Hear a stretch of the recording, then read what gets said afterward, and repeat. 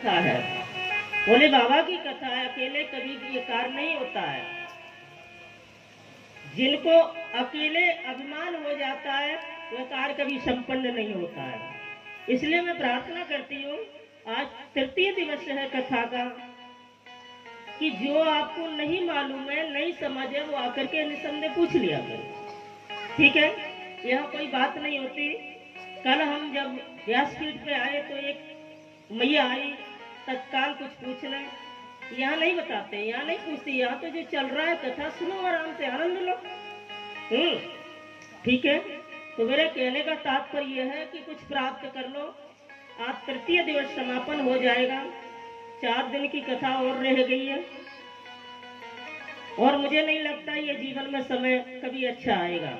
इससे बढ़िया आ सकता है, इससे बढ़िया आया होगा, लेकिन आज का समय कभी प्यारे जीवन में वापस नहीं आएगा। इसलिए जीवन की और समय की बहुत बड़ी कीमत है। आपके घर में, आपके दरबार में भगवान भोलेनाथ का शिव दरबार लग चुका है, प्राण प्रतिष्ठा आपने कराई है, ये कोई बहुत बड़ी बात है। हर किसी के हाथों से ये देवकार नहीं होते। सब पद्धति यही समझाती है कि वो परम सत्ता का जब हुक्म होता है, जब आदेश होता है, जिसके जीवन में पवित्र समय आता है पूर्व जन्म का, तब ये कार्य होते हैं। और कथा सुनने का महत्व आप समझ रहे हैं और समझोगे भी। एक बार महाभारत का युद्ध हुआ और इस युद्ध में पांडवों ने देखा कि उनके हाथ से तमाम ऋषि मुनि महान आत्माओं का विध्वंस हो गया। उस धर्म युद्ध में कृपाचार्य, द्रोणाचार्य, भीष्म पितामह जैसे परम गति को सिधार गए। उसके बाद में पांडवों का मन बहुत विचलित है गए। उन्होंने विचार किया कि ऐसे राज्य को पाने की कामना से मैंने अपनों का जीवन नष्ट कर दिया, नहीं चाहिए मुझे ऐसा राज्य। बहुत समझाया भगवान श्याम सुंदर ने, जब नहीं समझे तो वे सरसैया पर भीष्म पितामह जब पड़े हुए थे, वहां दर्शन एक पंथ दो काज, तो वरदान भी था उसको पूर्ण करने के लिए। और वहां भगवान श्याम सुंदर ने सोचा कि भीष्म पितामह को दर्शन भी हो जाएगा, जिन्होंने साय काल में, उषा काल में इच्छा मृत्यु का जो वरदान लिया है। और दूसरा कार्य उनकी अंतिम इच्छा है कि मेरी मैया गंगा मुझे दर्शन दे दे। सारे शरीर से रक्त बमन हो रहा था, लहूलुहान शरीर हो गया था। तो पांडवों के द्वारा वह कार्य सिद्ध हो सकता है जो गंगा अवतरते होकर के भीष्म पितामह के हृदय की क्षुधा को शांत कर देगी जल पिला करके। कई कारणों को इकट्ठा एकत्रित समझते हुए कन्हैया पांडवों को लेकर के गए और अनन्य प्रकार के उन्होंने उपदेश किए। फिर भी पांडवों का मन शांत नहीं हुआ। तब उन्होंने यज्ञ किया और इस यज्ञ में समस्त धरती की पुण्यात्माओं को निमंत्रण किया। गांव में जब कोई धर्म कार्य होता है, यज्ञ होता है, अनुष्ठान होता है, चाहे पर्सनल हो, समाज का हो, एक बात हमेशा जान लो कि इन कार्यों को कर धूप दीप नैवेद्य यज्ञ आदि से बढ़ करके मानसिक वृत्ति जिसकी बदल जाती है वह सबसे पुण्यकारी है। न तो कभी मनवाड़ी से किसी का बुरा सोचो, न किसी को बुरा कहो, मन में कभी गुस्सा मत लाने दो। जितना भी हो सके उतना आप अपने को परमात्मा के श्री चरणों में प्रेरित करिए। अहमद मानो कि मन नहीं लगता है, मन तो लग जाएगा, मन को सही रास्ता मिल जाएगी तो निश्चित रूप से लग जाएगा। और उसके बाद में हमारे इंद्रिय रूपी जो घोड़े हैं वो भगवान श्री हरि नारायण के चरणों में जब समर्पित हो जाएंगे, हमारा भाव पवित्र होगा, तो फिर हमें कोई परवाह नहीं करनी है। हर परिस्थिति से नारायण तुम्हें बचाएगा, हर परिस्थिति से भोले बाबा तुम्हें बचाएंगे। वो परम शक्ति तुम्हारे अंदर प्रदान कर देंगे, तुम हर जंग को, हर लक्ष्य को जीत करके आगे बढ़ोगे। और उस समय जब यज्ञ संपन्न हुआ तो उसमें एक प्रस्ताव रखा गया था कि पांडवों का यज्ञ संपन्न होगा तो यज्ञ का घंटा बज जाएगा, लेकिन घंटा नहीं बजा, यज्ञ संपन्न हो गया। जहां अनंत कोटि ब्रह्मांड के नायक साक्षात ईश्वरी शक्ति विराजमान हो और फिर भी यज्ञ में घंटा नहीं बजा, तो पांडवों को मैया कुंती इत्यादि को सबको बड़ी अफसोस हुआ मन में। उन्होंने इसका सारांश जानने के लिए गोविंद के चरणों में प्रार्थना किए हैं। भगवान ने कहा कि हे पांडवों, मुझे लगता है तुमने इस यज्ञ में किसी का अपमान किया है। क्या? किसी का अपमान किया है अपने मन से, इसीलिए ये त्रुटि रह गई यज्ञ में। पहले साक्षात देवी देवता पुण्य प्रताप फल ग्रहण करते थे, इतनी शक्ति थी मंत्रों के अंदर, आचरण के अंदर, लेकिन आज भी करते हैं, लेकिन पहले जितना नहीं, कुछ सार कम हो गया है। धर्म कर्म हमारे वाणी और विचार बदलने से उसे हमें बदलना है, उसे हमें संभालना है। और वह आंखें नहीं है हमारे पास, वह ज्योति नहीं है जो हम उनका दर्शन कर सके। जिन जिन लोगों ने किया है उन्हीं की तो कथा कही जाती है, उन्हीं का तो बंधन किया जाता है।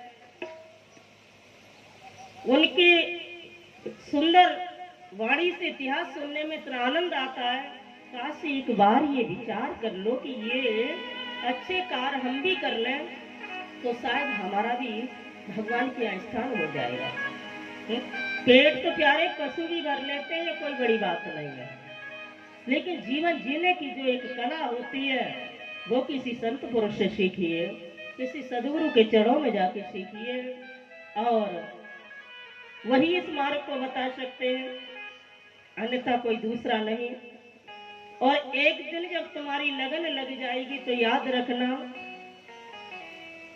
कि याद आएगी प्रभु को कभी ना कभी, याद आएगी प्रभु को कभी ना कभी, याद आएगी प्रभु को कभी ना कभी, याद आएगी प्रभु को कभी ना कभी, मत पाएगा उनको कभी ना कभी, साथ पाएगा उनको कभी ना कभी, साथ पाएगा उनको कभी ना कभी, साथ पाएगा उनको कभी ना कभी, याद आएगी प्रभु को कभी ना कभी, याद आएगी प्रभु को कभी ना कभी, भक्ति पाएगा उनको कभी ना कभी, भक्ति पाएगा उनको कभी ना कभी,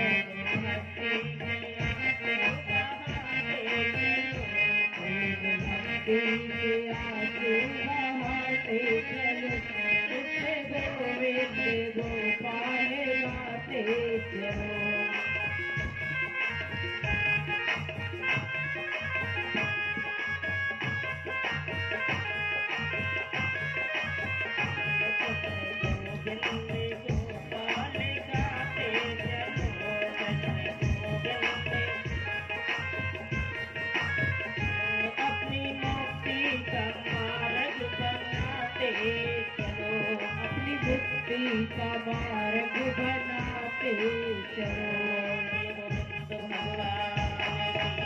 जय हो। एक दिन हमारे मन में दृढ़ विश्वास है जावेगो तो निश्चित मेरा ठाकुर मुझे आकर के संभाल लेगा। एक वही परम प्रेम भरा रिश्ता सच्चा ऐसा है जो दूसरे रिश्ते सब झूठे हैं। जब तक यहाँ स्वार्थ की गाड़ी रिश्तों के बीच में चल रही है तब तक हमारे को लोग पूछते हैं, और जब हमारा अस्तित्व गरीबी में बदल जाता है, परिस्थिति में बदल जाता है, तो हमें फिर कोई नहीं पूछता है। लेकिन मेरा ठाकुर, मेरे गोविंद, मेरे भोले बाबा वो कभी नहीं छोड़ते हैं, केवल वो यही इंतजार करते हैं कब मेरा वक्त आए। तुमने देखा होगा भोले बाबा हमेशा कहाँ बैठे रहते हैं? कैलाश पर्वत पर, और इस मुद्रा में विराजे रहते हैं कि यदि किसी भी मेरे परम भक्त पर कोई परिस्थिति आ जाए तो मुझे उठने में देरी होगी, इसीलिए वो इस मुद्रा में रहते हैं। देवी दुर्गा काली जितने भी मंदिर देखे होंगे वो सब खड़ी मुद्रा में पाई जाती हैं ज्यादातर। क्यों? वो ये संदेश देना चाहते हैं, रे जीव तू एक बार मेरी शरण में आकर के तू देख, तेरे लिए तो संभालने को हम तत्पर खड़े हुए हैं, लेकिन हम कितने अभागे हैं, हम उनकी कोई भी बात मानना नहीं चाहते हैं, कोई भी बात नहीं मानना चाहते हैं। इसलिए परम गुरुओं के, परम ऋषियों के, परम विद्वान, परम संत तुम्हारी गलियों में, तुम्हारे गांव में यदि आ जाए तो केवल उनसे कुछ प्राप्त करना सीख लो। और प्राप्त करने के लिए सरल स्वभाव, मीठा स्वभाव होना चाहिए, जबरदस्ती नहीं, भाव से, प्यार से। बोले गोविंद भगवान की जय हो। आज अनन्य प्रकार से इधर देखा कि प्रभु की बड़ी इच्छा है और हम लाख विचार करते हैं लेकिन उस काम के लिए आगे बढ़ नहीं पाते हैं। क्यों? कभी घुटनों में दर्द होने लगता है, कभी कमर में दर्द होने लगता है, और जब हमारा शरीर साथ छोड़ देता है तो फिर हम धर्म करने में भी असमर्थ हो जाते हैं, भजन करने में भी हो जाते हैं। और बताया भी है, फिर क्या करते हो? जैसे आप बैठते हो ना कथा सुनने, कहीं इधर कमर चला रही हो, कहीं उधर कमर चला रही हो, दो है, दूसरे को तो समय निश्चित कर दिया, अपने बारे में भी कुछ सोचा है कभी? है? कभी नहीं सोचा। फिर भी विचार करो कि जो आज विचार आ रहा है ना मन में, यही रह जाएगा और कुछ नहीं जाएगा, प्राप्त भी नहीं कर पाओगे। क्या रह जाएगा? कथा में बैठ करके भी, भजन में बैठ करके भी, झुकी जा रही है कमर धीरे धीरे,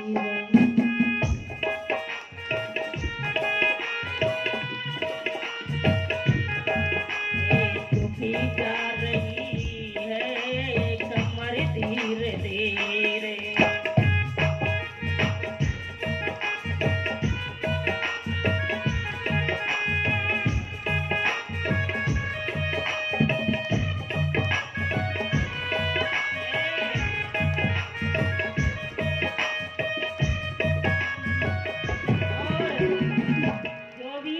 निकल रहा है ना, धीरे धीरे हमारे जीवन की गाड़ी कहाँ जा रही है मालूम है?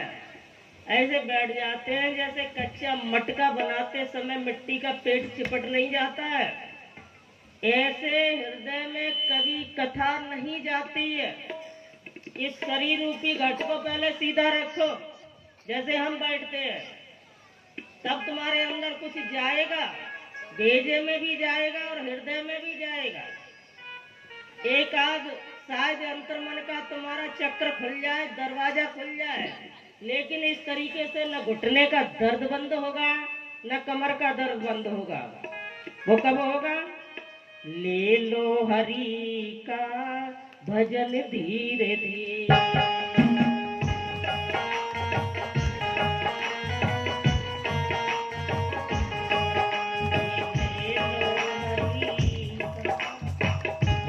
भजन धीरे धीरे, वो बचपन भी बीता, जवानी भी बीती,